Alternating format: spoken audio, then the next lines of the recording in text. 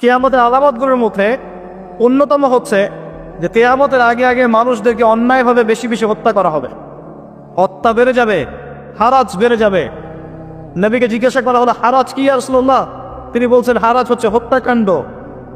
শুধু একজন ব্যক্তি আরেকজনকে হত্যা করছে এমন নয়, গণহত্যা। গণহত্যা, এই গণহত্যাকে বলা হয় হারাজ। মেরাজের রাতে নবী করিম সাল্লাল্লাহু আলাইহি ওয়াসাল্লাম কিছু শাস্তি দেখে এসেছিলেন বারজাখের জীবনে। তিনি আসছেন, দেখছেন একজন ফেরেশতা যার মুখে হাসি নাই। কি নাই? তার নাম জিজ্ঞেস করা হলো, বলা হলো তার নাম হচ্ছে মালেক। কিনা? মালেক। সূরা যুখরুফের মধ্যে তার কথা আছে। জিবরাইল আলাইহিস সালামকে বলা হচ্ছে যে তার মুখে হাসি নাই কেন? তিনি বলছেন, আল্লাহ পাক মালেক নামক এই ফেরেশতাকে আমরা দোয়া করে আমরা যেন তার সাক্ষাৎ না পাই, জাহান্নামের প্রহরী হিসেবে সৃষ্টি করেছেন। যেদিন থেকে আল্লাহ পাক তাকে এই দায়িত্ব দিয়েছেন, তার মুখের হাসি চলে গেছে। কথা বুঝতে পারছেন? নবী সাল্লাল্লাহু আলাইহি ওয়াসাল্লাম জাহান্নাম দেখলেন, তাকে দেখানো হলো। তিনি দেখলেন সেখানে বেশিরভাগ অধিবাসী হচ্ছে নারী জাতি। কারা? নারী জাতি আমাদের ঘরে নাই। শেষ জামানায় মেয়েদের সংখ্যা বাড়বে, ছেলেদের সংখ্যা কমবে। মেয়েরা ছেলেদের পোশাক পরবে, ছেলেরা মেয়েদের পোশাক পরবে। শেষ জামানায় এমন কিছু মেয়ে বের হবে, নিসাউন কাসিয়াতুন আরিয়া, যে মেয়েরা কাপড় পরবে ঠিকই, কিন্তু কাপড় পরেও নগ্ন থাকবে। আমি কি বুঝাতে পারছি? কাপড় পরবে ঠিকই, কিন্তু কাপড় পরে নগ্ন থাকবে। নবী সাল্লাল্লাহু আলাইহি ওয়াসাল্লাম বলেছেন, এরা জান্নাতে যাবেও না, এর গন্ধও পাবে না। অনেক বেশি বেশি কিছু মেয়ে লাআনত করবে, অভিশাপ দিবে এবং স্বামীর সাথে কুফরি করবে। সারা জীবন যদি স্বামী তাদের ভালো মন্দ দেখে যায়, আদর করে মহব্বত করে সব ভরণ পোষণ দেয়, কোনো একদিন দেখবেন ঝগড়া লেগে গেছে, সে বলবে আমি তোমার কাছে সারা জীবনেও কিছু পেলাম না। এই কারণে এভাবেই এসে চা দিছে। আরো কারণ হচ্ছে মাতন করা, কেউ মারা গেলে বুক চাপড়ানো, পিঠ চাপড়ানো, হাউতাস করা, মাতন করা, এটা একটা কারণ। আরেকটা কারণ লানত দেয়া, অভিশাপ দেয়া। তারা বেশি বেশি লানত এবং অভিশাপ দিয়ে থাকে। এই কিছু কারণে বেশি বেশি তারা জাহান্নামে যাবে। এই উম্মতের আল্লাহ পাক আমাদের মা বোনদেরকে হেফাজত করুন। আরেকটা কারণ হচ্ছে ফ্যামিলিস্ট রেভলিউশন, নারী আন্দোলন। ফ্যামিলিস্ট রেভলিউশনের কারণে মেয়েদেরকে আপনি আর ঘরে রাখতে পারবেন না। এরা আর ঘরে থাকবে না, মাথা ওয়াশ করে দিয়েছে।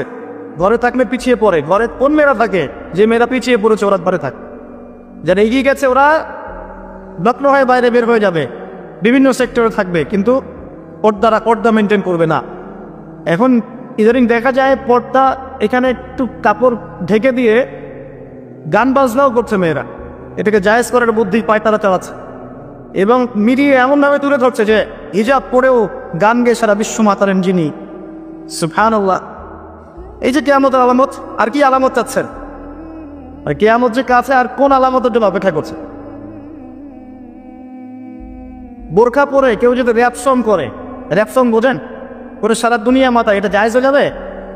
এটা মিডিয়া প্রমোট দেখাচ্ছে মানুষকে, দেখো বোরখা পরে র‍্যাপ সং করছে। সব করা যায় বোরখা পরে।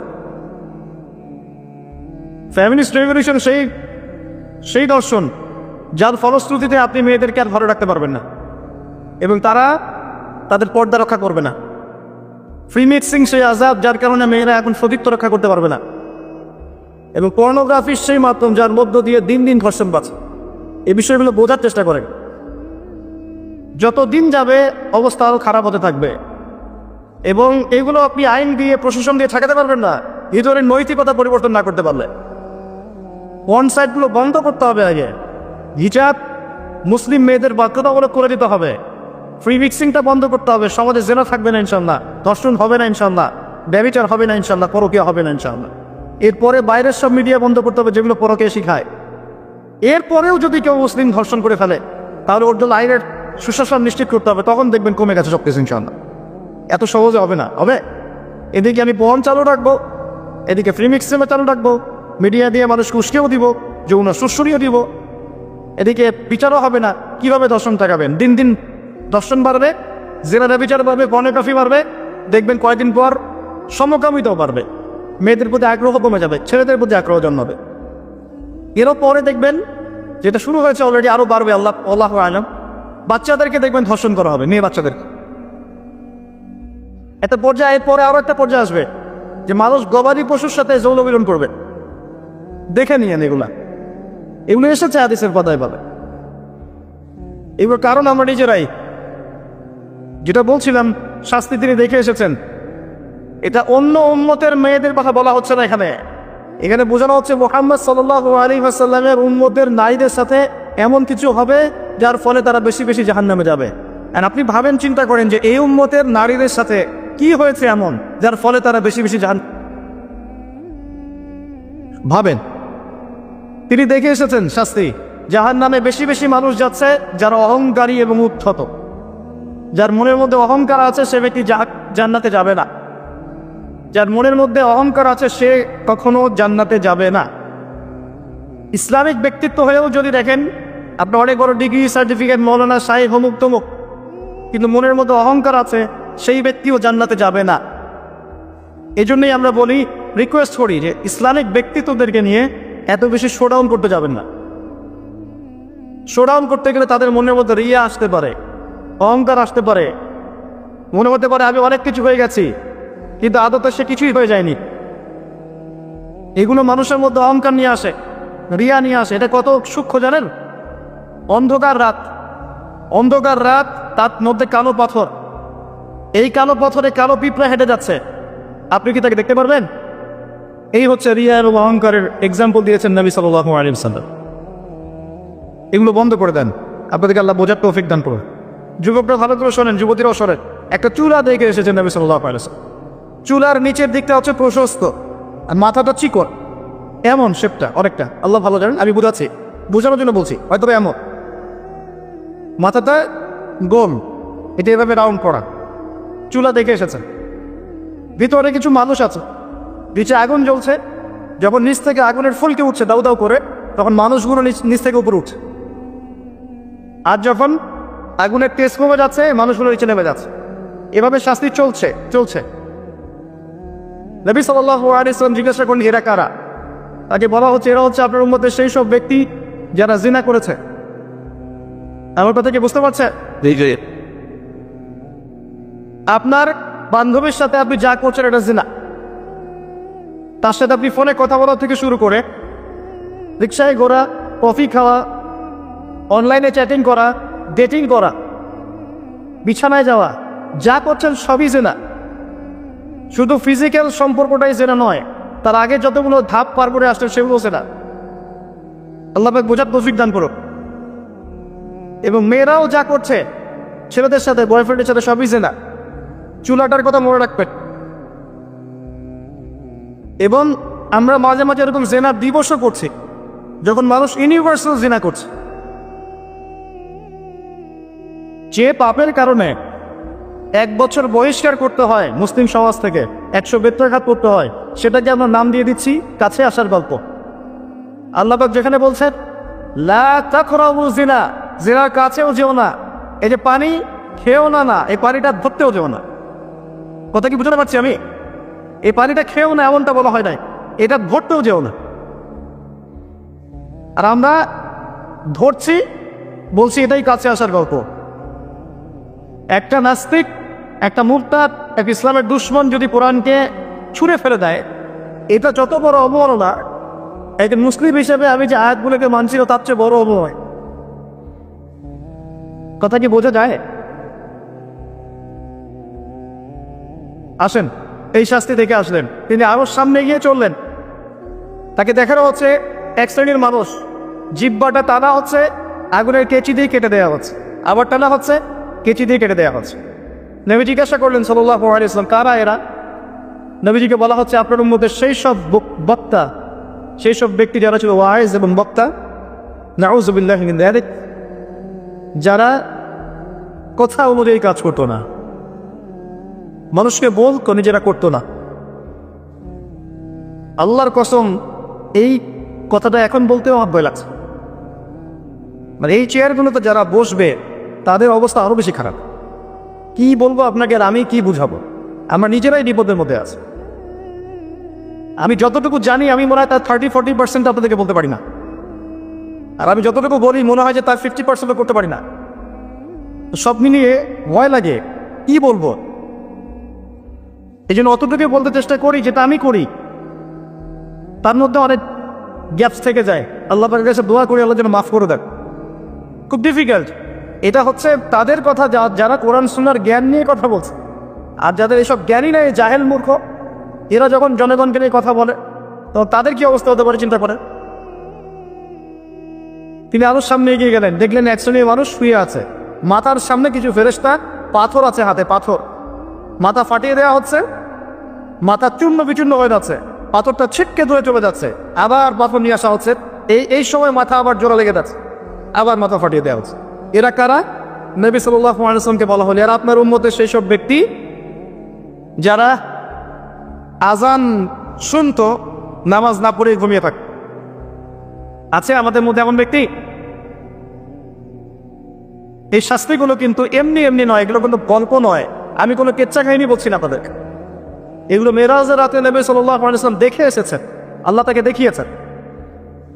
আরো সামনে গেলেন, দেখলেন এক শ্রেণীর মানুষ, ভালো করে শোনেন, পেটটা অট্টালিকার মতো, একটা বাড়ির মতো উঁচু, ভিতরে সাপ কিলবিল করছে, সাপ।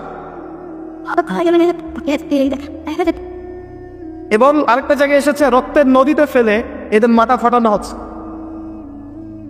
আরেকটা জায়গায় এসেছে পাথর খাচ্ছে। তিনটা কথা এসেছে। জিজ্ঞেস করা হলো যে এরা কারা? নবী সাল্লাল্লাহু আলাইহি ওয়াসাল্লামকে বলা হচ্ছে, এরা আপনার উম্মতের সেই সব ব্যক্তি, listen to me very carefully, এরা আপনার উম্মতের সেই সব ব্যক্তি যারা ছিল সুদখোর।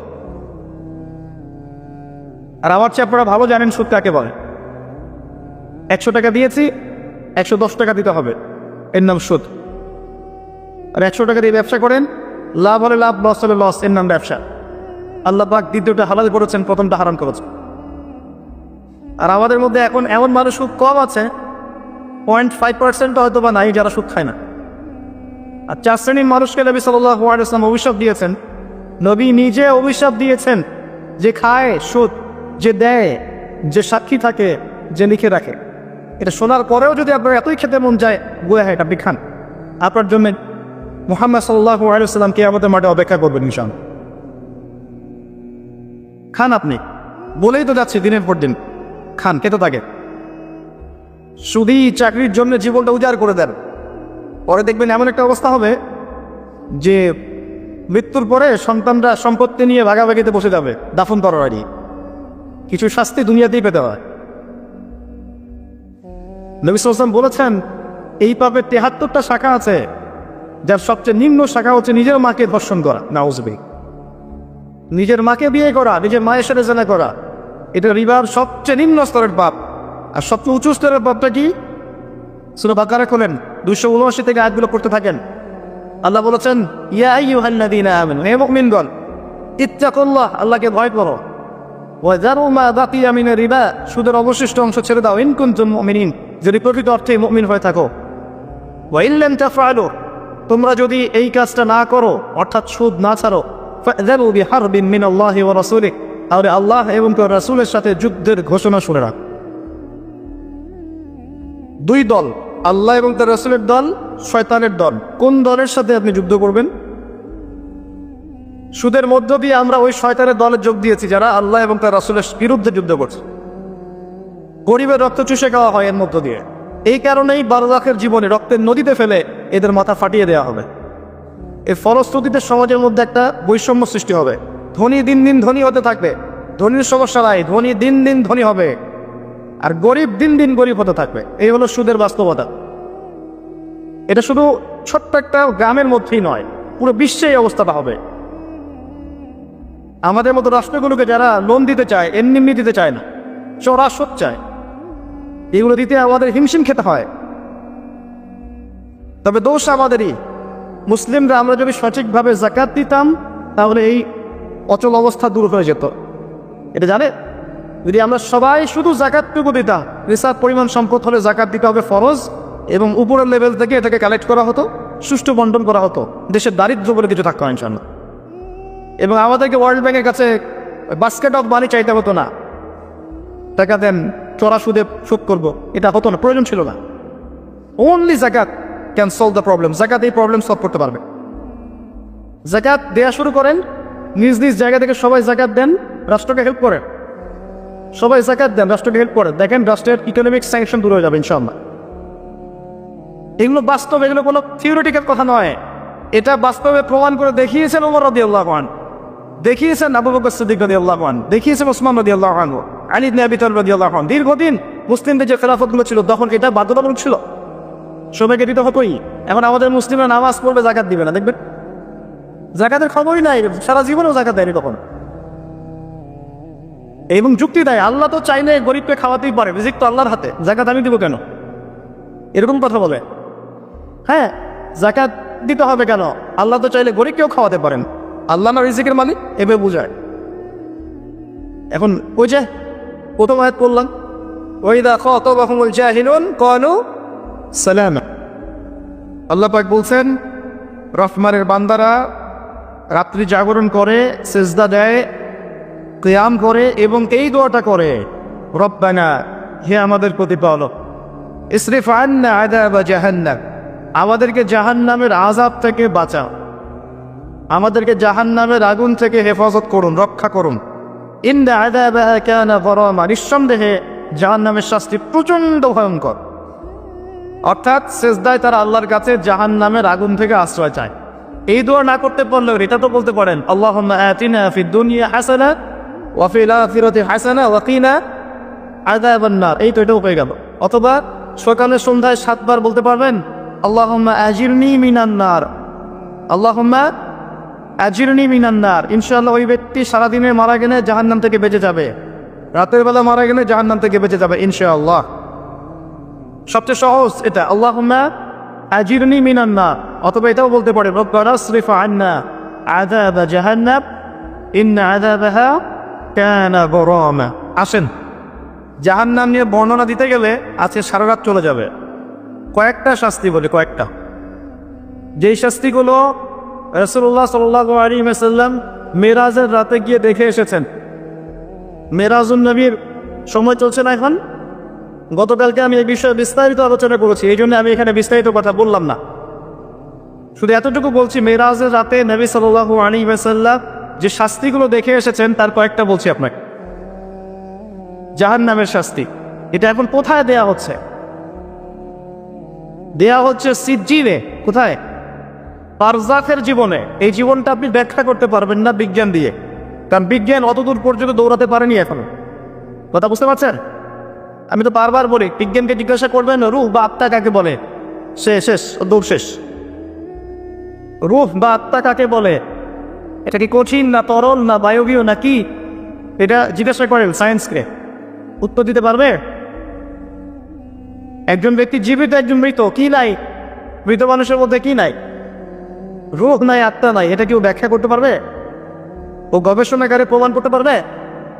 তাহলে যে এটাই পারে না, কমন কিছু প্রশ্নের উত্তর দিতে পারে না, সাইন্টিফিক আর টেকনোলজিক্যাল রেভলিউশন থেকে ওর পিছনে নাচার কোনো মানে আছে?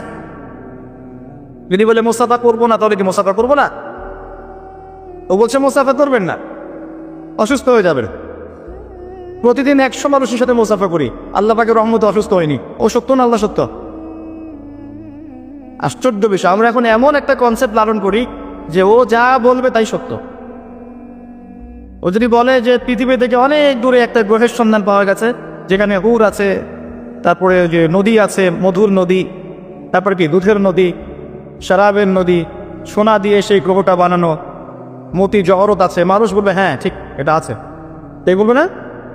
মানুষের মাথা এখন এমন হয়ে গেছে, মানুষের মাইন্ডসেটটা এখন এমন হয়ে গেছে, ও না বললে কোনো কিছু সত্য না।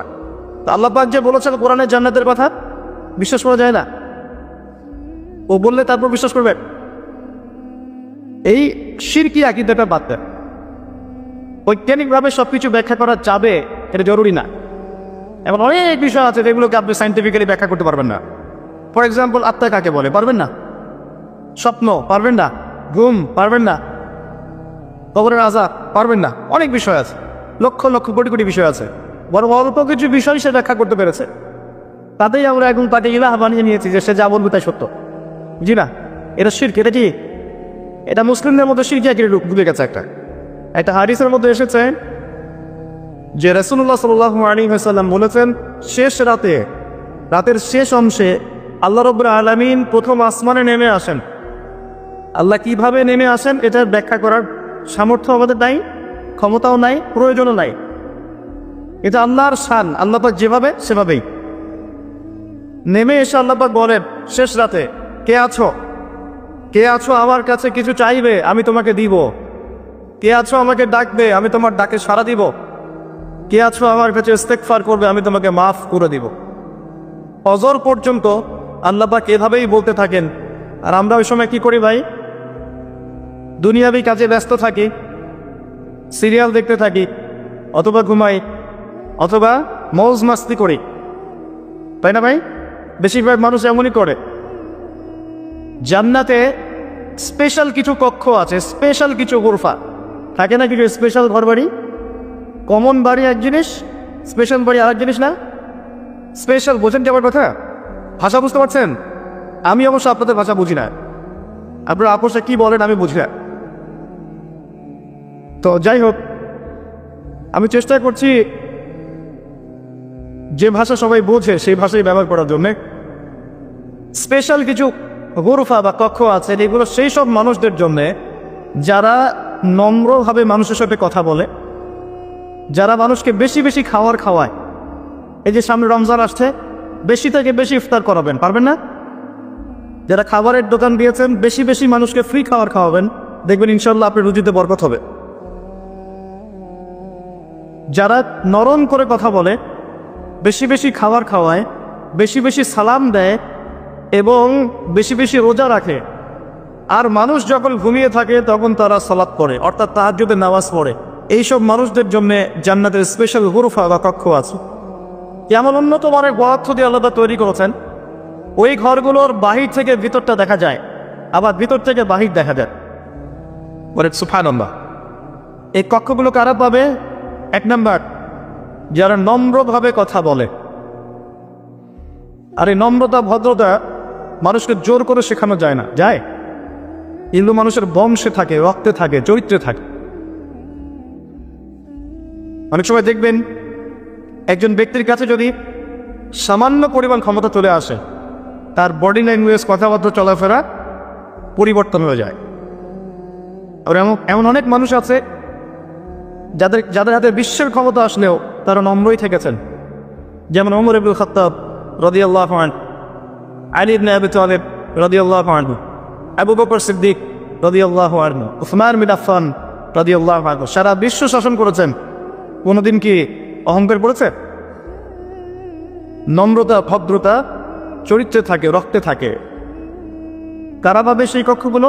এক নম্বর, যারা নম্রভাবে কথা বলতে পারে। দুই নম্বর, যারা বেশি বেশি মানুষকে খাবার খাওয়ায়। তিন নম্বর, যারা বেশি বেশি সালামে প্রচার করতে পারে। চার নম্বর, যারা বেশি বেশি সওম রাখে, রোজা রাখে। আর পাঁচ নম্বর, মানুষ যখন ঘুমিয়ে থাকে তখন তারা সালাত পড়ে, অর্থাৎ তাহাজ্জুদের সালাত আদায় করে। আমি কিন্তু শেষে প্রশ্ন গণব এবং 10 জনকে পুরস্কৃত করবো ইনশাআল্লাহ। মনোযোগের সাথে শুনবেন। দেখছে, রাত্রি যাপন করে যারা আল্লাহর স্মরণে, অর্থাৎ তাহাজ্জুদের নামাজ যারা আদায় করে। এখন মনে করেন আপনি নিয়মিত তাহাজ্জুদ পড়েন, কোনোদিন উঠতে পারলেন না। আপনার ফজিলত হচ্ছে আপনি যে ঘুমিয়ে গেছেন ওই রাতে, ঘুমানোর বদলে আল্লাহ পাক আপনাকে নামাজের নেকি দিয়ে দিবেন ইনশাআল্লাহ। কেউ যদি মনে করে আল্লাহর হালালকে আমি হারাম করতে পারি, শিরক হবে। কেউ যদি মনে করে আল্লাহর হারামকে আমি হালাল করে নিতে পারি, শিরক হবে। কেউ যদি মনে করে তাকদীর বলতে কিচ্ছু নাই, শিরক হবে। কেউ যদি আল্লাহ ছাড়া অন্য কারো নামে নজর মানত করে, শিরক হবে। কেউ যদি আল্লাহ ছাড়া অন্য কারো নামে কসম করে, তাও শিরক হবে। কেউ যদি আল্লাহ ছাড়া অন্য কারো নামে জবাই করে, শিরক হবে। কেউ যদি আল্লাহ ছাড়া অন্য কাউকে সেজদা করে, শিরক হবে। কেউ যদি আল্লাহ ছাড়া অন্য কারোর কাছে দোয়া করে, শিরক হবে। কেউ যদি তাবিজ, কবজ, বালা, রিং, আংটি মাদুলিতে ঢুকায় আর আকীদা পোষণ করে এর মধ্য দিয়ে আমার রোগ ভালো হয়ে যাবে, শিরক হবে। কেউ যদি বলে ডাক্তারটা ভালো ছিল তাই আমার মা বেঁচে গেছে, শিরক হবে। কেউ যদি বলে জাহাজের ক্যাপ্টেন খুব ভালো ছিল, না হলে জাহাজটা ডুবে যেত, শিরক হবে। অগণিত অসংখ্য ক্ষেত্র আছে যেখানে শিরক হতে পারে, কথায়, কাজে এবং চিন্তায়। আপনাকে জানতে হলে পড়তে হবে কিতাবুত তাওহীদ। কোন বই? কিনেন, পড়েন, এটা বললে অনেক সময় যাবে। কিতাবুত তাওহীদ, এমনকি কেউ যদি বলে যুগটা ভালো না, সময়টা ভালো না, এই বাতাসটা ভালো না, তাও শিরক হবে। কেউ যদি নিজের নাম রাখে শাহিন শাহ, শিরক হবে। রাজাধিরাজ, শাহিন শাহ মানে কি? রাজাধিরাজ, শিরক হবে। আল্লাহ পাকের যতগুলো হালাল আছে এগুলোকে কেউ যদি হারাম করে দেয়, আল্লাহ পাকের যত হারাম আছে এগুলোকে যদি হালাল করে নেয়, তবু শিরক হবে। অনেক ক্ষেত্র আছে, কিতাব তাওহীদ পড়েন, আল্লাহ পাক আপনাদেরকে শিরক থেকে বাঁচিয়ে রাখুন। আমিন। মনে রাখবেন, যার আমল নামায় শিরক থাকবে সে জান্নাতে যাবে না। পুদি আলামত, এটা হয়ে গেছে লিখিত। যার আমল নামায় শিরক থাকবে সে জান্নাতে যাবে না। আমল নামায় শিরক থাকলে তার আমল নামাকে ধ্বংস করে দেওয়া হবে। লাইন আশরাকতা লা ইয়াহবাতান্না আমালুক, আল্লাহ পাক বলছে সূরা জুমারের মধ্যে। এই উম্মতের বেশিরভাগ মানুষ শিরকের কারণে জাহান্নামে যাবে, প্রতি 1999 জন। কিন্তু সুসংবাদ হচ্ছে এই, যে ব্যক্তি শিরক করবে না, যে ব্যক্তি শিরক করবে না, তার অনেক বড় বড় গুনাহ থাকলেও আল্লাহ পাক সব মাফ করতে পারেন ইনশাআল্লাহ। আল্লাহ পাক হাদিসে কুদসিতে বলেছেন, হে আদম সন্তান, তুমি আমার সামনে আসমান এবং জমিন সমান পাপ নিয়েও যদি আসো, কিন্তু আমার সাথে শিরক করো নাই, আমি আল্লাহ তোমার সামনে আসমান জমিন সমান ক্ষমা নিয়ে হাজির হব। মিরাজের রাতে নবী সাল্লাল্লাহু আলাইহি ওয়াসাল্লামের সাথে আল্লাহ পাকের যে কয়েকটা কথা হয়েছে, তার মধ্যে একটা হচ্ছে এরকম যে আল্লাহ পাক 3টা হাদিয়া দিয়েছেন। কয়টা হাদিয়া? একটা হচ্ছে 50 ওয়াক্ত নামাজ, যেটাকে কমিয়ে 5 ওয়াক্ত আনা হয়েছে, কিন্তু 5 ওয়াক্ত করলে 50 ওয়াক্তের নেকি পাবেন। এই উম্মতের যে কোনো ভালো কাজকে 10 দিয়ে গুণ করে দেওয়া হবে। এটা 1 নাম্বার। 2 নাম্বার হচ্ছে সূরা বাকারার শেষের 3টা আয়াত। কয়টা আয়াত? শেষের 3 আয়াত। এবং 3, এ নবী, আপনার উম্মতের কেউ যদি শিরক না করে, ইনশাআল্লাহ আমি তার সমস্ত গুনাহ মাফ করতে পারি। আল্লাহ পাক বলে সবাইকে শিরক থেকে বাঁচিয়ে রাখুন। আমিন। ওয়ালা ইয়াকতুলুনা আন-নাফস আল্লাতী হারামাল্লাহু ইল্লা বিল হক। রহমানের বান্দাদের অন্যতম বৈশিষ্ট্য হচ্ছে তারা মানুষকে অন্যায়ভাবে হত্যা করে না। ইল্লা বিল হক, যখন হত্যার হক থাকবে তখন আলাদা বিষয়। ইসলামে যেমন কেউ যদি মুরতাদ হয়ে যায় তখন তার মৃত্যুদণ্ড দেওয়া যায়, এবং এর মধ্যে সব মিলিয়ে 10,000 মানুষও মারা যায় না। কথা কি বুঝতে পারছেন? সব মিলিয়ে, শত্রু মিত্র সব মিলিয়ে 10,000 মানুষও মারা যায় নাই। হিস্ট্রি ঘেটে দেখার, শুধু ফার্স্ট ওয়ার্ল্ড ওয়ারেই এরা কয়েক কোটি মানুষকে হত্যা করেছে।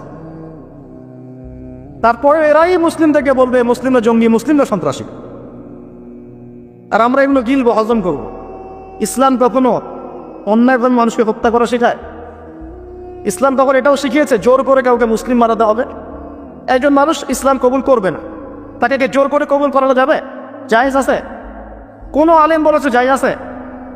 আল্লাহ নিজে বলছেন রহমানের বান্দা হতে হলে অন্যায়ভাবে কাউকে হত্যা করা যাবে না। সব সমস্যা ইসলামের সাথে, আর আমরা এগুলো হজম করি আর গিলি, কারণ আমরাও টেবিল উল্টাতে পারছি না। পড়াশোনা করেন, জ্ঞান অর্জন করেন, দেখবে পৃথিবীতে একমাত্র শান্তি মানবতা রিলিজনের নাম কি? কোনো সন্দেহ আছে? কোনো সন্দেহ নাই। আল্লাহ পাক আমাদেরকে প্রকৃত মুসলিম হওয়ার তৌফিক দান করুন। যদি আপনি জিনা ছাড়তে পারেন, দলিল নেবেন? 3 জন ব্যক্তি পাহাড়ের গুহায় আটকে পড়েছে। এটা কোনো গল্প না, বনু ইসরায়েলের যুগের ঘটনা। পাহাড়ের মুখের মধ্যে পাথর এসে আটকে গেছে। আপনারা বুঝবেন সিচুয়েশন কেমন হতে পারে। পাথর আসফারের বুদ্ধি নাই, নিশ্চিত মৃত্যু। 3 জন বলছে এখন কিচ্ছু করার নাই, আমাদের নেক আমলের ওসিলা দিয়ে দোয়া করো। ঠিক আছে, একজন নেক আমলের ওসিলা দিচ্ছেন। আল্লাহ, আমার পিতামাতা ছিল, আমি ওই যে পশুপাতি চড়াতাম, বাসায় ফিরতাম, নিজে দুধ খেতাম না, সন্তানকে খাওয়াতাম না, আগে আমার মাকে খাওয়াতাম। একদিন এসে দেখি আমার মা ঘুমিয়ে গেছে, আমার সন্তানরা ক্ষুধার জ্বালায় কান্নাকাটি করছে, কিন্তু আমি তারপরেও আমার সন্তানদেরকে খাওয়ালাম না, আমার মাকে না খাওয়ানো পর্যন্ত। আল্লাহ, এই আমলটা যদি তোমার কাছে ভালো লাগে, আজকে পাথরটা সরিয়ে দাও। পাথরটা সরে গেল, কিন্তু বের হওয়ার জন্য যথেষ্ট নয়। আরেকজন ব্যক্তি বলছে, আল্লাহ, আমার একজন দাস ছিল, আমার কাছে কাজ করতো, 1 মাসে পারিশ্রমিক বাকি ছিল, সে না নিয়ে চলে যায়। আমি সেই পারিশ্রমিক দিয়ে গবাদি পশু কিনি, 3 দিন সেটা বাড়তে থাকে, এক পর্যায়ে অনেকগুলো গবাদি পশু হয়। অনেক দিন পর সেই ব্যক্তি ফিরে এসে বলে, আমার পারিশ্রমিক দাও। আমি বলি, সবগুলো গরু ছাগলই তোমার। সে বলে, আমার সাথে কি মস্করা করছো? আমি বলি, না, মস্করা করছি না, সবই তোমার, তোমার টাকা দিয়ে কিনেছিলাম, আজকে এতগুলো হয়েছে, সব নিয়ে যাও। সে সব নিয়ে যায়। আল্লাহ, এই কাজ যদি তোমার জন্য করে থাকি, এই দরজা খুলে দাও, এই মুখটা খুলে দাও। পাথর সরে যায়, বের হওয়ার জন্য এনাফ নয়। এই যে ব্যক্তি, তৃতীয় ব্যক্তি, সে বলছে, আল্লাহ, আমার একজন চাচাতো সুন্দরী বোন ছিল, এই মেয়ের সাথে আমি জিনা করতে চাইতাম, ভোগ করতে চাইতাম, তাকে পেতে চাইতাম, খুব ভালোবাসতাম। সে আমাকে বলল 100 স্বর্ণ মুদ্রা দিলে আমি রাজি। যেমনটা আপনাদেরকে এখন বলে একটা বড় চাকরি করতে হবে তাহলে আমি রাজি, অথবা আপনাকে নিজের পায়ে দাঁড়াতে হবে, জমি কিনতে হবে, বাড়ি কিনতে হবে, তাহলে আমি রাজি তোমার সাথে আছে। তো সে মেয়ে সে 100 স্বর্ণ মুদ্রা নিল এবং রাজি হয়ে গেল। অনেক কষ্ট করে বেচারা 100 স্বর্ণ মুদ্রা জোগাড় করলো, তাকে দিল। এই কাজ করতে যাবে, সে তার বোনের 2 পায়ের মাঝখানে বসেছে। এমন সময় সেই মেয়ে বলছে, হে আল্লাহর বান্দা, আল্লাহকে ভয় করো। সেই যুবক ওই অবস্থা থেকে ফিরে চলে গেল, 100 স্বর্ণ মুদ্রাও নেয় নাই। তখন সে বলছে, আল্লাহ, এই কাজ যদি তোমার সন্তুষ্টির জন্য করে থাকি, আজকে এই বিপদ থেকে আমাদেরকে বাঁচাও। পাহাড়ের গুহার মুখ থেকে পাথরটা সরে দাও। আমি আপনাকে বুঝাতে পারিনি হাদিসটা। যদি আপনি জিনা ছাড়তে পারেন, আল্লাহ পাক আপনার দোয়া এমনভাবে কবুল করবেন ইনশাআল্লাহ যে আপনাকে আল্লাহ সাক্ষাৎ মৌতের হাত থেকে বাঁচাতে পারেন। এটা হচ্ছে রহমানের বান্দাদের অন্যতম বৈশিষ্ট্য। ওয়ালা ইয়াজনুন ওয়া মান ইয়াফআল যালিকা ইয়ালকা আসামা। কিন্তু কেউ যদি এই কাজ করে, তাকে জাহান্নামের অতল তলে নিক্ষেপ করা হবে। শুধু তাই নয়, আল্লাহ বলেছেন, ইউদাআফ লাহুল আযাবু ইয়াওমাল কিয়ামাহ ওয়া ইয়াখলুদ ফীহি মুহানা। কিয়ামতের মাঠে এই শাস্তিকে ডাবল বাড়িয়ে দেওয়া হবে। নাউযুবিল্লাহ। শাস্তি তো আমি আপনাকে কয়টা বললাম, গোশত খাওয়া আর এই চুলার শাস্তি, ওইটাই সে মহানা। বুঝতে পারছেন? এই যে চুলা দেখে এসেছেন নবী সাল্লাল্লাহু আলাইহি ওয়াসাল্লাম জাহান্নামের ভিতরে, এই হলো মহানা। ওয়া ইয়াখলুদ ফীহি মুহানা। তবে আল্লাহ পাক সুসংবাদ দিয়েছেন। তারপরের আয়াতে আল্লাহ পাক বলছেন, ইল্লা মান তাবা। কিন্তু যারা তওবা করবে, কিন্তু যারা তওবা করবে, ওয়া আমানা, এবং ঈমান নিয়ে আসবে, ওয়া আমিলা আমালান সালিহান, ঈমান আনার পরে সৎ আমল করতে থাকবে, উলাইকা ইউবাদদিলুল্লাহু সাইয়্যাতিহিম হাসানাত। এইসব মানুষদের জন্য আমি সমস্ত গুনাহগুলোকে নেকি দিয়ে পরিবর্তন করে দেব ইনশাআল্লাহ।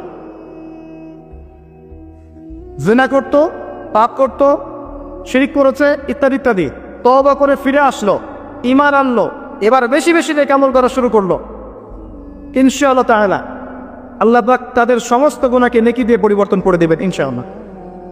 আমরা এটা চাই না? এটা আল্লাহ পাক আমাদেরকে করার তৌফিক দান করুন।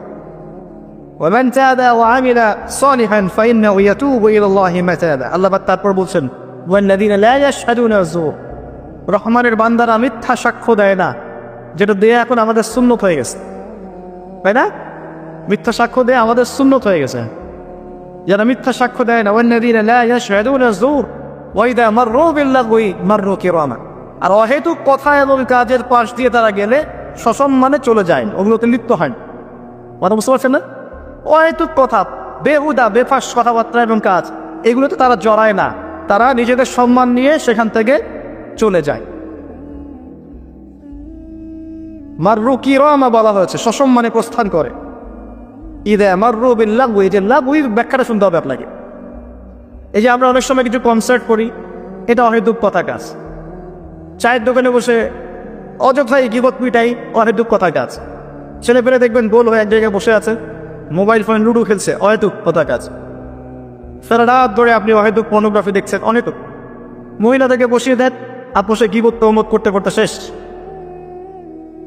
চায়ের দোকানে বসেছেন, অন্য জায়গায় বসেছেন, বাজারে বিশ্ব অর্থনীতি রাজনীতি আলাপ করতে করতে শেষ। যার কোনো জ্ঞানই নাই আপনার, আপনি বুঝেনি না, কিন্তু আলাপ করতে শেষ।